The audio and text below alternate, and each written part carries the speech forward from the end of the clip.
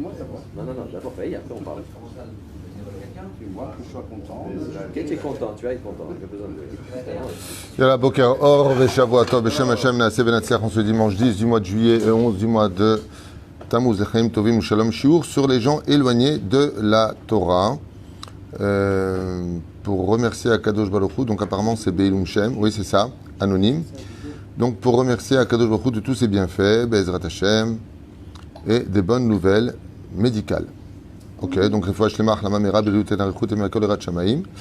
Et on pensera, Bezrat Hashem, à Refoua Shlema, de tous les malades d'Israël. Vechen Moratimi Akdosha Vatorah, Sarah Talapatfrat Miriam, Yana Ben Esther, Sarah, non, Joël Miriam Batsara, Khali Bracha Bat Vitne Sharon, Inon Chai Ben Ruth, Ichai Rocham Esther Bat Rivka, Baruch Ben Ruth Soufan, Meir Baruch Ben Sharon Mazal, Ben Ruth Soufan, Shlomo Jean-Luc Ben Zeira Nissim, Nachman Ben Rachel Odaya, Evi Esther Bat Yael, Janine Zmira Bat Alissa, Isha Rachel Bat Sarah, Vechen Michael Ben, sous lequel on Leilun Nishmat Shel Kol Mete Israël. On commence tout de suite ce premier shiur de la journée Bezrat Hashem pour un thème intéressant, les gens qui vivent éloignés de la Torah.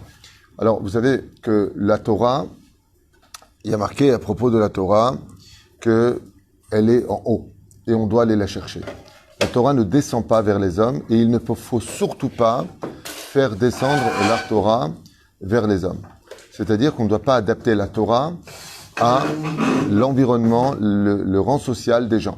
Comme le dit la Mishnah à propos de Aaron. Oev shalom, verodev shalom, oev et aberiot, korvan la Torah.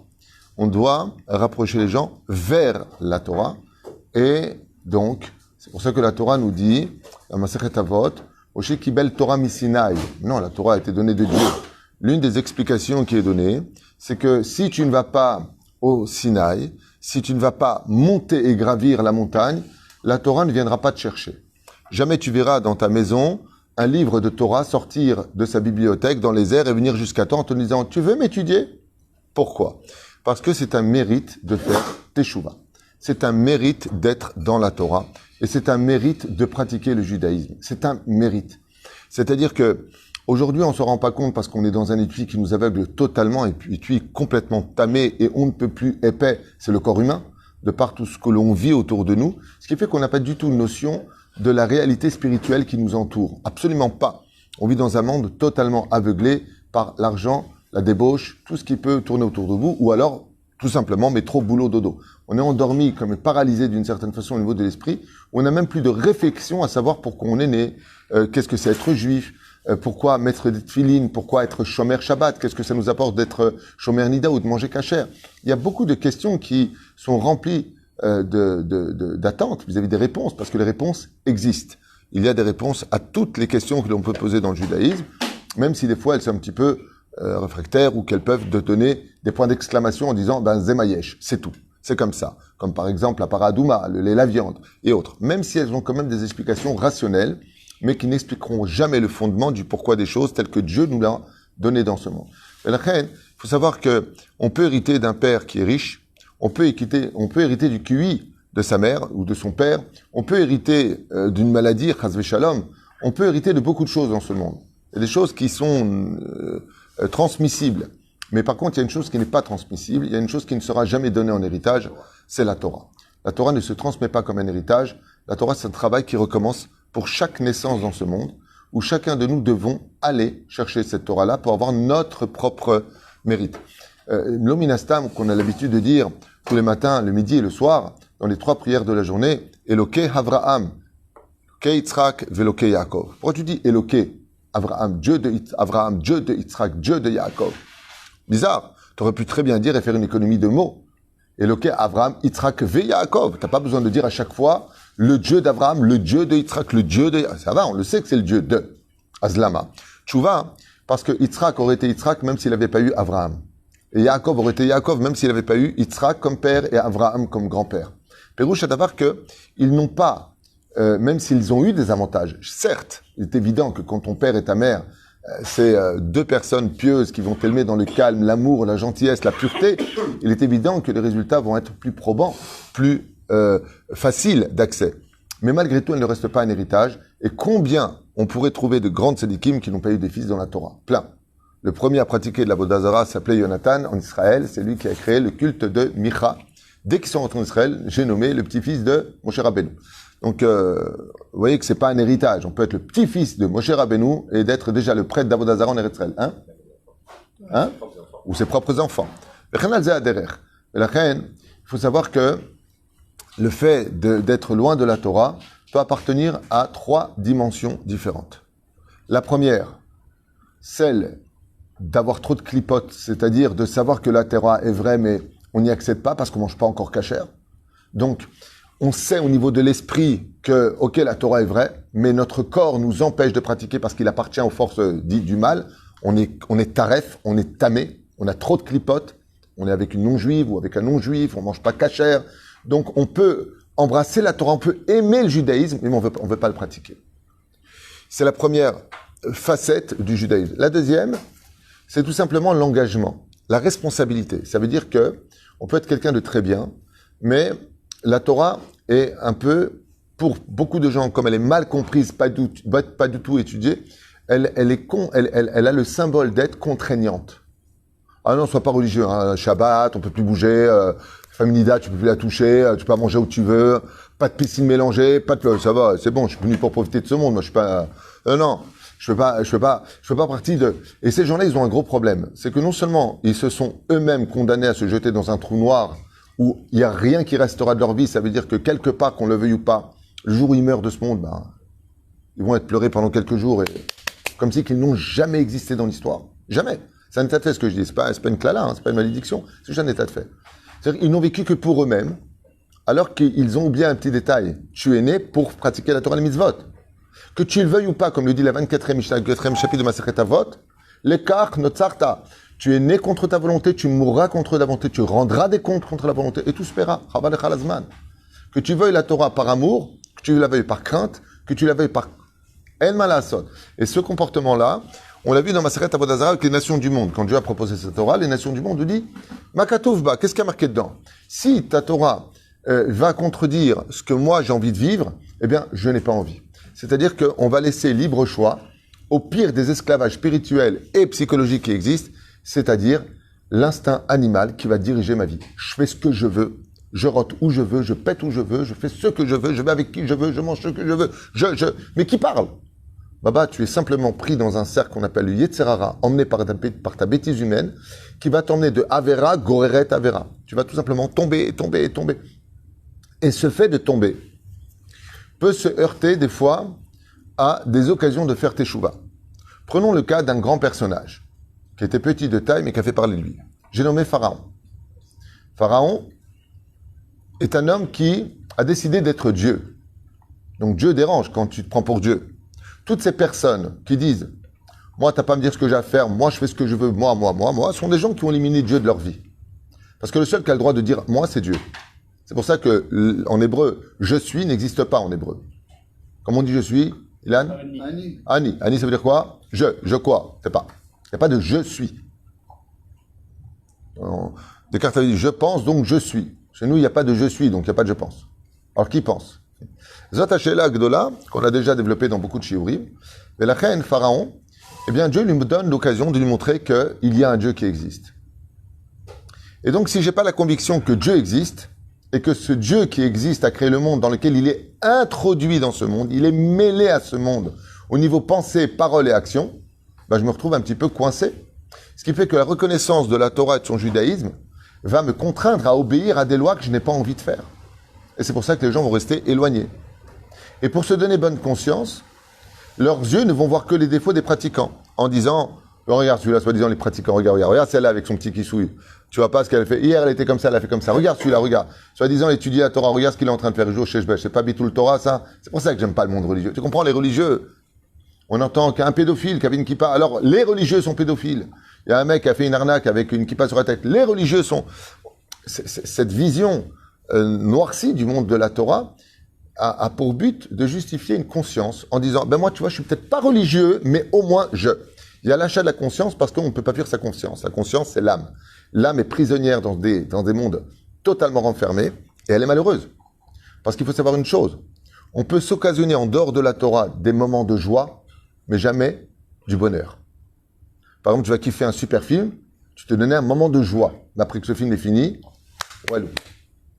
La différence qu'il y a, prenons le cas d'une personne qui a une très belle vie, mais qui, vers une période de sa vie, commence à avoir la dialyse, la maladie, les nouvelles olechem, toutes sortes de choses. Au moment où il est à l'hôpital, au moment où il est souffrant, au moment où il est mal, au moment où il est sur la pente du départ, parlez-lui de toutes ces années de bonheur. Elles n'ont aucune signification. Pourquoi tu pleures? Pourquoi tu es mal? Je sais pas, si tu as eu 90% de blanc et 10% de noir, concentre-toi sur les 10% de blanc dans ta vie. Concentre-toi sur ce qu'il y a eu de bon. Reprends tes albums quand tu étais à Journée pas avec les meufs. Reprends tes vacances à Deauville. Allez, dis-moi, t'as passé de bons moments. Et si tu te rappelles quand t'as mangé le jambon beurre cornichon, comme ça comme un abruti, ouais, t'as rekifflé ces moments. Elles n'ont plus aucune valeur. Alors imaginez après la mort. Par contre, on a vu et on a constaté sur le Rav Shteman, le Rav Ovadia Yosef, le Rabbi Lubavitch, tous les gdolim, malade ou pas malade à l'hôpital, le Rav Benson à Bachaoul, malade, pas malade, mourant, pas mourant, opéré, pas opéré, toujours avec le sourire. Je me rappelle le Rav Israël à Shalom de Sarcelles. Il était atteint de la... Rabbi Israël de Sarcelles. Il a été atteint de sclérose en plaques, et pas que ça, il a eu beaucoup de maladies à la fin. Tout le temps souriant, tout le temps heureux. Tout le temps heureux. Le Sabbat Kadisha, le Rav Israël au dessert à la Shalom, était jeté dans une maison de retraite. Seul, oublié du monde. Mais il était avec la Torah. Il était heureux tout le temps. Dans la Torah, tu n'as pas besoin de chercher des raisons d'être heureux. La Torah, c'est le bonheur. Le Yetzer Hara t'offre des moments de joie. La Torah t'offre les portes du bonheur. Le bonheur, ça n'a rien à voir avec la joie. C'est un bonheur. C'est pas une joie, c'est un bonheur. Le bonheur est au-dessus, en hébreu, okay, de ce que l'on peut considérer comme étant des moments de joie. Et le Yetzer Hara, lui, ce qu'il t'offre, c'est le moment de joie. La différence entre le bonheur et la joie, c'est que la joie peut être occasionnée. Le bonheur, c'est quelque chose qui se fabrique. Et la Torah te fabrique un bonheur. La Torah te fabrique quelque chose de grandiose. C'est vraiment parce que la semaine dernière, quelqu'un m'a dit, avant j'étudiais la Torah et bon, je galérais, tout ça, tous les matins j'avais ma chavruta et là j'ai trouvé une super place, donc j'ai dû quitter, je prie plus en minyan, j'étudie plus. Je dis, bah, au moins, t'es heureux, t'as de la joie, tu gagnes mieux ta vie. On m'a dit, ouais, mais j'ai perdu mon bonheur. Et sa femme a dit, il a perdu sa joie de vivre. C'est-à-dire que la Torah nous apporte quelque chose de grandiose. Mais quand exactement on le vit? Au départ. Rabbi Nachman explique que les gens qui restent le plus éloignés de la Torah sont des gens qui ont oublié le rendez-vous le plus important de leur vie. Comme ça dit Rabbi Nachman. C'est-à-dire une personne qui vit loin de la Torah, étant donné que tant que tu vis loin de la Torah ou que tu vis dans la Torah, tu vois pas les résultats, c'est pas sur terre que tu vis les résultats. Comme dit Rabbi Akiva, quand tu rentres avec ton panier dans un supermarché, dit Rabbi Akiva, ok? Tu prends dans les rayons, tu mets. Les gens qui te voient, ils disent, punaise, il doit avoir beaucoup d'oseille, celui-là. Il n'arrête pas de remplir son caddie des meilleurs mets du magasin. Est-ce que ça veut dire qu'il a vraiment de l'argent? Quand est-ce que tu sauras si vraiment il avait de l'argent ou pas? Quand il sera passé à la caisse de l'autre côté, qu'il sera avec son caddie et qu'on lui dira merci monsieur. Mais tant que tu es dans la boutique, tu peux mettre ce que tu veux dans ton panier. En d'autres termes, tant que tu es sur terre, tu fasses ou pas Torah, mitzvot, tu n'es pas encore passé à la caisse. Rabbi Nachman, il dit, le problème des gens qui vivent loin de la Torah, c'est qu'ils ont oublié un rendez-vous fatal et obligatoire. Ils ont oublié qu'ils vont mourir et qu'ils auront des comptes à rendre. Alors souvent, ils vont te dire, ouais, enfin bon, qui te dit qu'après la mort, il y a ceci ou il y a cela, qui te dit qu'après la mort, je rendrai des comptes, qui te dit que la Torah est vraie. C'est-à-dire, va l'étudier, va te renseigner, vois ce qu'est la Torah. Va voir pourquoi des gens qui étaient ingénieurs, qui étaient techniciens, qui étaient médecins ou chirurgiens ont tout laissé pour étudier la Torah. Qu'est-ce qu'ils ont vu que toi t'as pas vu? Qu'est-ce qui se passe sur terre? Makora avec ce peuple qui est capable de traverser l'histoire. Pourquoi est-ce que la Torah est-elle capable de répondre à tellement de choses? Pourquoi est-ce que dans le monde entier, tout le monde a les yeux rivés sur le peuple d'Israël et sur son judaïsme? Pourquoi est-ce que les religions comme l'islam ou le christianisme sont des dérivés du judaïsme? Ils sont venus beaucoup plus tard. Ah, pourquoi? Pose-toi des bonnes questions. Non, ça ne m'intéresse pas. La reine, c'est ce qu'on appelle vivre dans sa médiocrité sans se poser des questions. Alors que vous savez que des goïms, et pas peu, historiens, philosophes et autres, se sont toujours pensés sur la question du judaïsme. On va vous faire un cours sur le sujet. Mais énormément de non-juifs se sont posé la question de qu'est-ce que c'est être juif? Qu'est-ce que c'est la Torah? Bah, par exemple, quand j'ai fait tchouva, je revenais de très loin, je me suis intéressé à mais pourquoi on ne peut pas porter le Shabbat? J'étais à Paris, pourquoi on ne peut pas porter le Shabbat? Il n'y a pas de hirouv. Et pourquoi Dieu, il en a à faire qu'il y a un hirouv ou pas? Il y a des réponses et des questions. Et des réponses et des questions. En d'autres termes, si tu veux des réponses, tarzor bi teshuva. Teshuva veut dire en hébreu deux choses. Revenir vers Dieu, mais veut dire aussi trouver ses réponses. C'est-à-dire que tu as le droit dans ce monde d'avoir des questions, mais tu n'as pas le droit d'ignorer d'aller chercher tes réponses. C'est-à-dire qu'il y a plein de gens qui te disent, bon, la Torah c'est peut-être bien, mais de quoi tu parles? Tu parles de quelque chose de vital. Le problème, c'est que quand il est trop tard, eh bien, tu es passé de l'autre côté de ce monde. Et qui va dire le Kaddish pour toi? Vous savez combien de fois, chers amis, combien de fois on m'appelle par semaine, pas par mois. Rav Tuitou, vous pouvez dire Kaddish pour... s'il a des enfants, mais ils font même pas le deuil.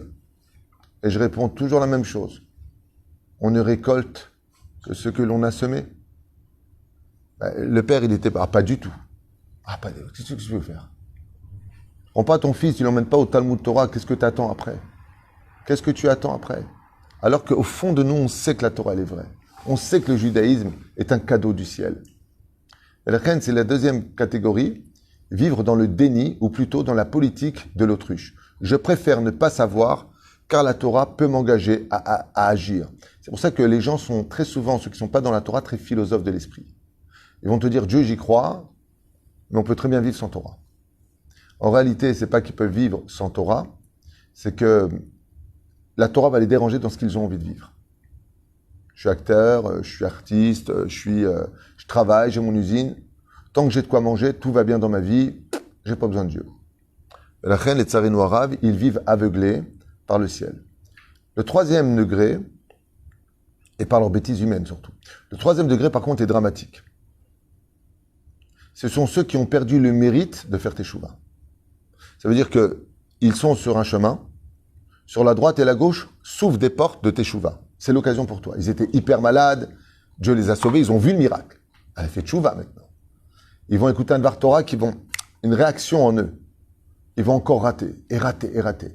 C'est marqué où, tout ça? C'est marqué à propos de ce fameux personnage qui refusera de faire teshuva, qui à la fin des fins fera teshuva. C'est marqué avec Pharaon. Jusqu'à la 5e plaie d'Égypte, alors que les Égyptiens, la 3e plaie, avaient fait teshuva en disant Etzba Elokimhi, c'est le doigt de Dieu. Ça y est, on reconnaît que Pharaon n'est pas Dieu, qu'il y a un vrai Dieu.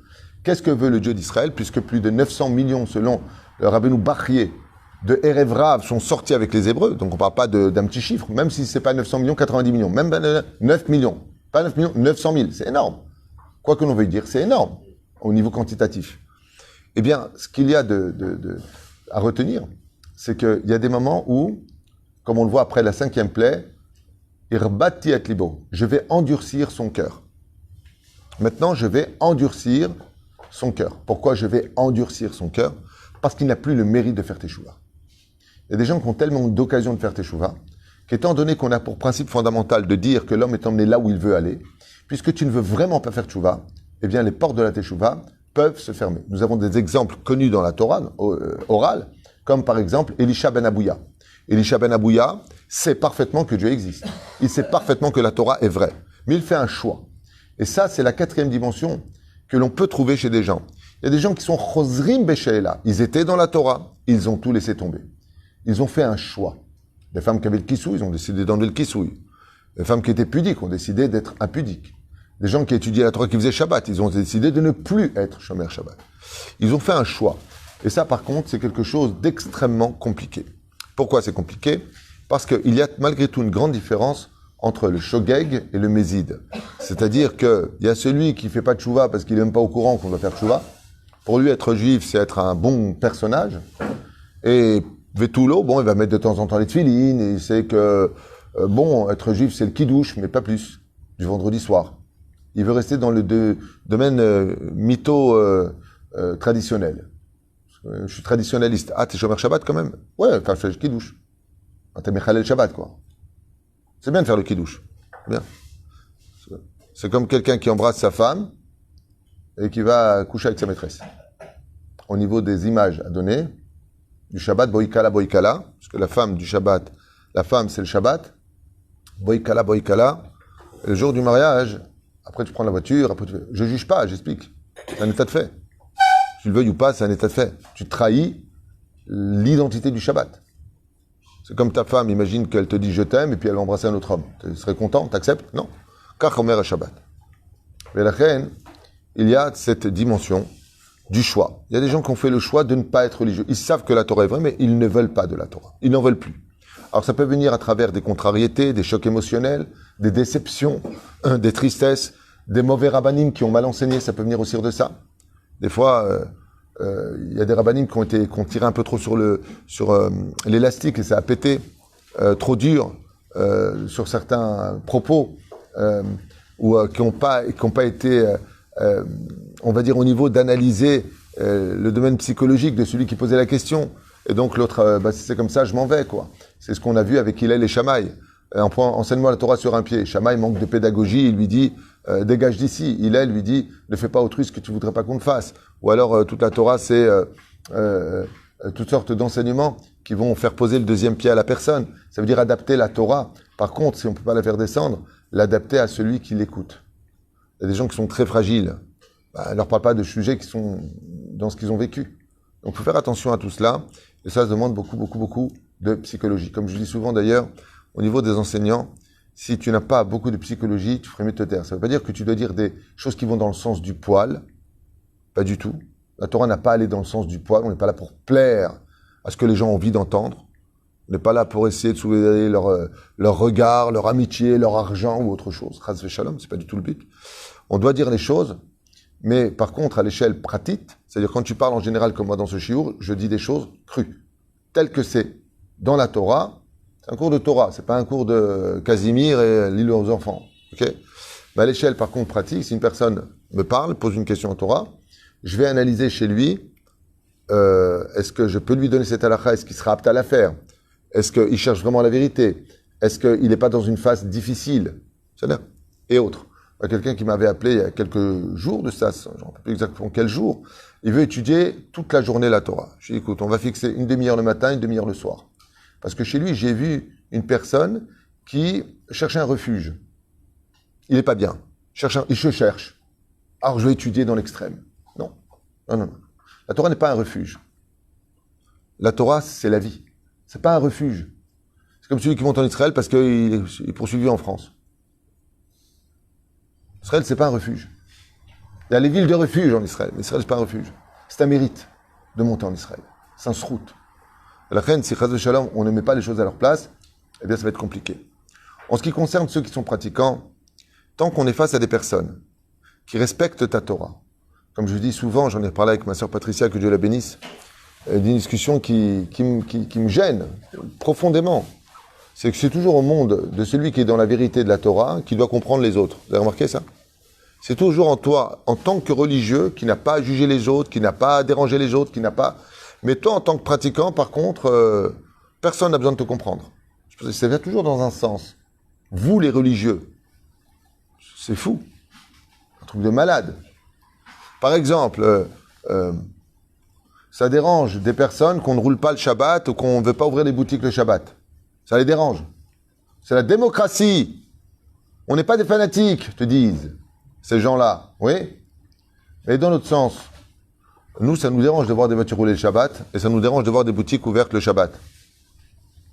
Démocratie. Liberté d'expression. Je fais ce que je veux. Ça marche pas. Le mec, il fait défilé d'homosexuels. Je suis homo. Imaginez demain, on sort, on dit je suis chômeur Shabbat. La débilité de la démocratie qui ne va que dans un sens. La démocratie, si tu veux l'adapter, elle va dans les deux sens. C'est-à-dire que tu n'as pas le droit d'être homophobe, tu n'as pas le droit d'être anti ce que tu veux, tu n'as pas le droit. Sinon, tu es passible de prison, attention, d'amende, attention, au nom de la démocratie. Mais excuse-moi, mais en tant que démocrate, si je devais me représenter en tel, pour ceux qui ont oublié la signification du mot démocratie, c'est dans les deux sens. Ouais.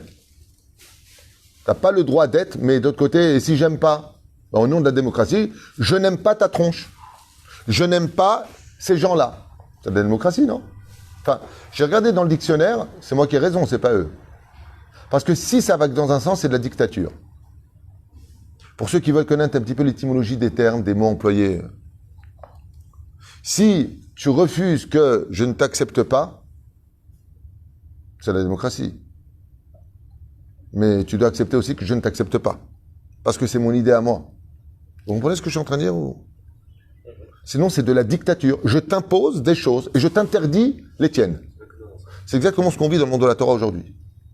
Le religieux doit vivre la tête en bas et le monde chiloni qui vit dans le sheker et la touma doit vivre la tête haute. Ils allaient se faire cuire un œuf, c'est le contraire. Que le monde de la Torah relève la tête et que le monde qui se trompe baisse la tête. Ça, c'est la réalité de ce monde. Mais c'est pas ce qu'on vit dans les familles. C'est celui comme ça qui vient à Shabbat, il a son petit frère qui est religieux, il allume la télévision, là, comme ça, il le regarde. T'as un mot à dire? Tu bouges une oreille? Non, je bouge pas d'oreille. Je suis juste obligé de rentrer dans ma chambre maintenant parce que tu m'allumes la télévision. C'est fou. Il y a une époque où c'était pas comme ça, vous savez. Il y a une époque où, non, c'est honteux, il est religieux, tu l'allumes pas. Faut respecter. Faut respecter. Aujourd'hui, c'est au monde de la Torah de respecter la Touma. C'est au monde de la pureté de respecter l'impur. C'est au monde de la vérité de se prosterner devant le mensonge. Et c'est aux gens normaux et chachamim de se prosterner devant les débiles. Voilà où on en est. Et la reine, il y a des moments où, chas v'shalom, hein? Le monde est à l'envers, comme le roi d'Agobert. Mais la reine, on vit une situation où, aujourd'hui, plus que jamais, on ne peut pas vraiment rapprocher les gens si on n'a pas presque un don pour cela. C'est-à-dire que d'un côté, on doit être un exemple aux yeux des autres. De l'autre côté, on ne peut pas dire aux gens quoi que ce soit. Les réflexions sont hors jeu. Tu ne peux pas dire de réflexion à qui que ce soit aujourd'hui. Ce serait sujet à dispute. Aucune réflexion. Donc la seule façon de rapprocher les gens aujourd'hui, c'est ce qu'on appelle Dougma Ishit. D'être un exemple. D'être plus intéressant que l'impureté. Il parle de Shtouyot pendant Shabbat, raconte une histoire qui va emballer tout le monde. C'est comme ça qu'on rapproche les gens aujourd'hui. C'est marrant, l'histoire que tu viens de dire, ça me rappelle une histoire, je peux t'en raconter une? Ah ouais, vas-y, c'est pas un Vartora, c'est pas un paracha, attention, hein, pas des halachot, hein. Et tu racontes une histoire, avec l'histoire d'un rave à l'intérieur, quelque chose de très prenant. Et c'est comme ça que tu ramènes les gens, avec des beaux chants. Tu sais que tu as des gens qui aiment la musique arabe. C'est beau, la musique arabe c'est beau. Je trouve que c'est même une des plus belles musiques, c'est très beau. Mais tu mets des paroles de Torah, comme on l'a par exemple tous les chants de Shabbat, sont basés sur des chants au niveau des airs de Moukaltoum, Abdelweb, Farid Al-Atrash et autres. On peut faire toute la liste. Mais c'est très beau. Alors tu peux faire kiffer des gens. Tu peux être très agréable. Aujourd'hui, pour faire briller l'obscurité, il faut être un grand soleil. Parce que le reste ne marche pas.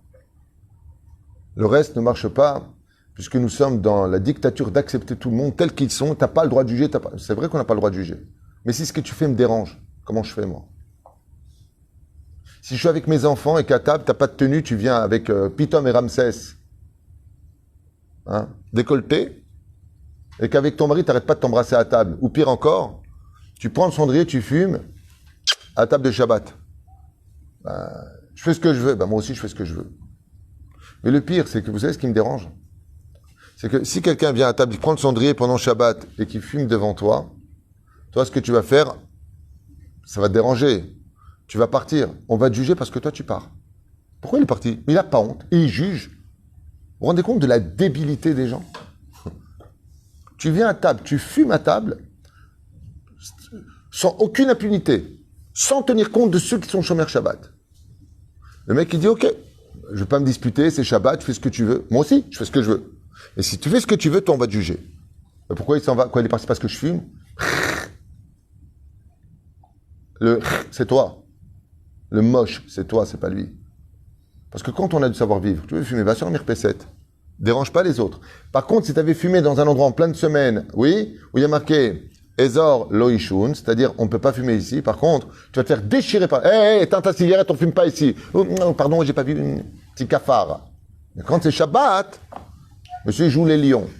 Petit cafard. C'est dégoûtant.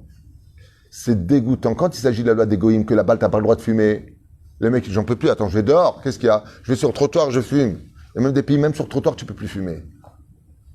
Quand on te taxe à 200% ton paquet de cigarettes en non-assistance en personne en danger, est marqué « fumez-tu », alors prends pas de taxe, tu participes, ça veut dire au meurtre.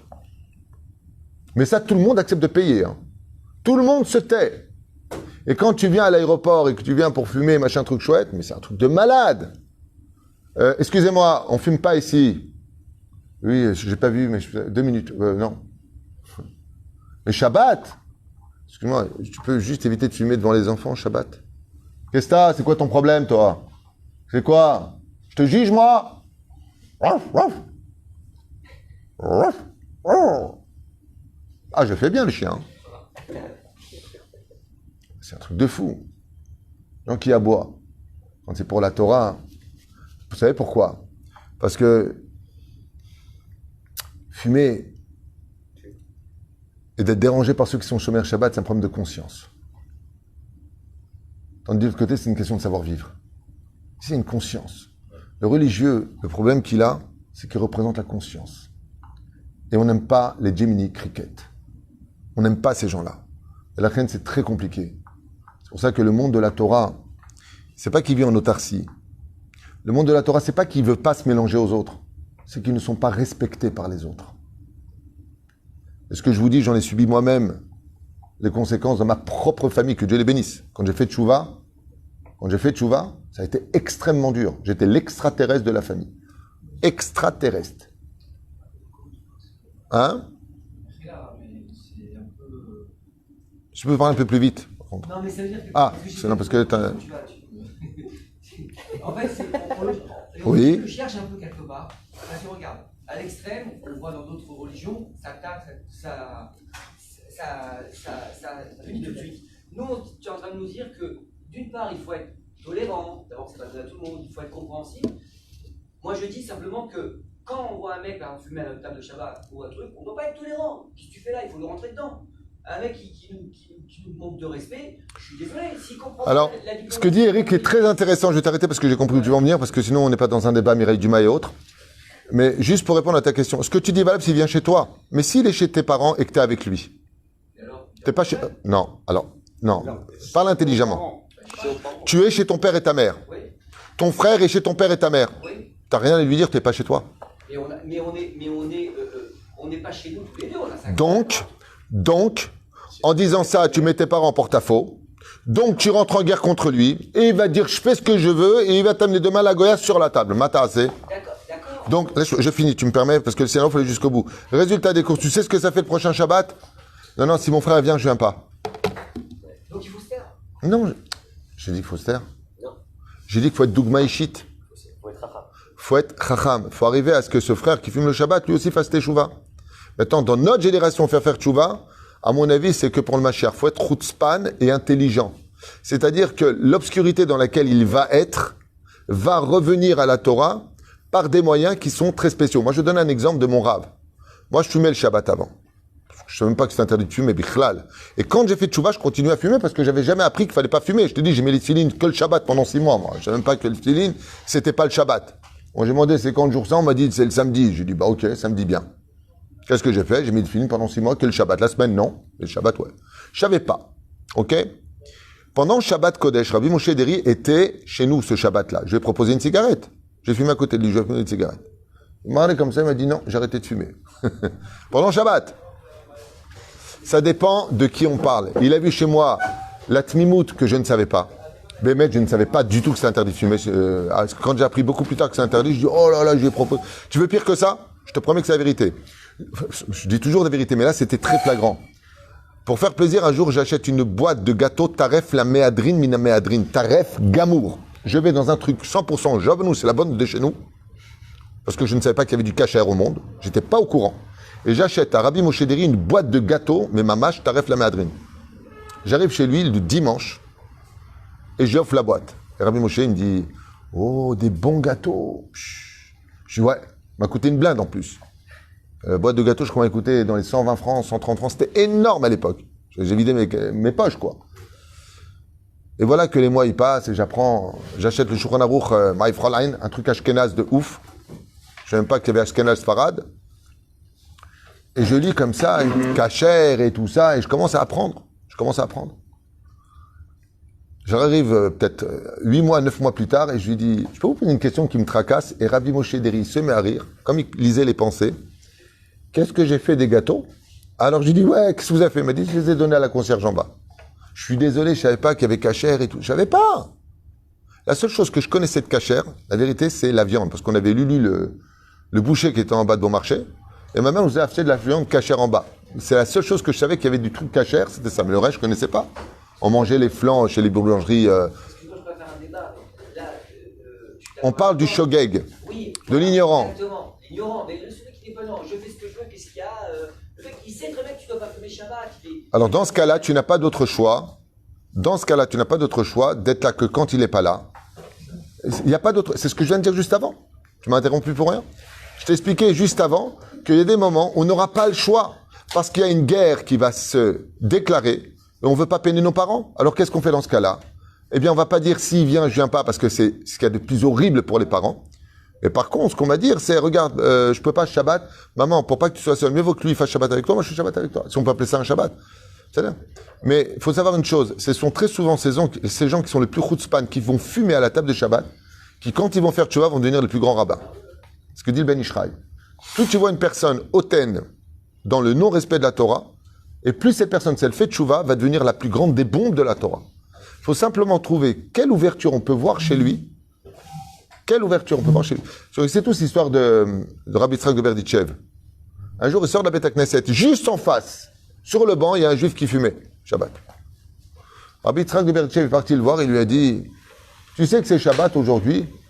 Il a regardé, il lui a dit, bien sûr que je sais que c'est Shabbat. Maintenant, il est venu fumer en face de la synagogue Bechavana, provoqué. Rabbi Yitzhak de Berditchev, il l'a embrassé comme ça sur le front, il lui a dit, tu vois, maître du monde, même mentir, ils veulent pas. Il savait que c'est Shabbat. Tu te rends compte? Cet homme-là, quand il a entendu ça, qu'il a trouvé du mérite, il a éteint sa cigarette et il a dit Ani Shomer Shabbat. Il faut être arbitraire de Berditchev pour dégager une telle spiritualité.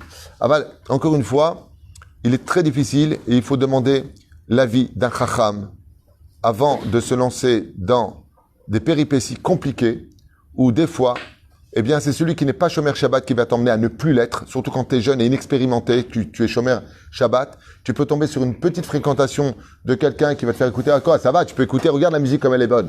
Tu mets l'écouteur, tu touches à rien, de là, tu tombes, et puis après, tu sors avec moi ce soir, après tout, je suis toujours à la maison, je fais rien, et tu fais comme ça, c'est qu'une fille, après tu es plus Shomer Negia, et la faute engendre la faute. C'est pour ça que, tout comme c'est une mitzvah, de rapprocher les Juifs sans les juger vers la Torah. C'est une très grande mitzvah, je le dis à voix devant tout le monde, c'est une très très grande mitzvah de s'éloigner des gens qui pourraient nous faire tomber. Car pour sauver quelqu'un qui se noie, il faut le ramener vivant, mais tous les deux. Mais si tu le ramènes sur ton dos et que tu es noyé parce que tu as voulu sauver la vie, en fin de compte, c'est ta vie qui est partie et la sienne qui partira avec. Il est préférable d'avoir un rab, d'être guidé par ce rab, trouver des solutions. Moi j'ai une personne qui m'a appelé en me disant que toute la famille était contre lui, qu'il souffrait énormément, qu'il comptait même le plus être Shomer Shabbat parce que patati patata. Je lui ai dit de quitter la maison. Ouvertement, au téléphone. Je lui ai dit, écoute, si vraiment t'en es là et qu'il a 20 ans, je lui ai dit, va en yeshiva. Si c'est ce que tu veux, l'air. Il m'a dit, sur quoi vous vous basez? C'est mignon. Je lui ai dit, sur Rabbi Eliezer. Il avait la même chose que toi. Il est parti étudier chez Rabbi Yochanan ben Zakkai et c'est devenu un des plus grands maîtres du judaïsme. Kachaya. Vous n'allez pas me croire, quand il a dit qu'il allait partir à ses parents en yeshiva, il lui a dit, bon, tu sais quoi, à partir d'aujourd'hui, je vais dire à tes frères qu'il va se faire rester chez lui, fait le kidouche, plus personne n'a la télévision de Shabbat. C'est un truc de fou. Truc de fou. Shem Yazor, viten lanu koach. L'Agdil Torah le dira, viliot tamid krovim bezrat Hashem du peuple d'Israël. Et n'oublions pas que, en réalité des réalités, tout ça vient tout simplement à cause de l'ignorance des gens. Les gens sont purement ignorants, et des fois ils sont bêtes et méchants. Et au lieu de vivre dans leur vie, fuis ta vie, mais respecte les autres.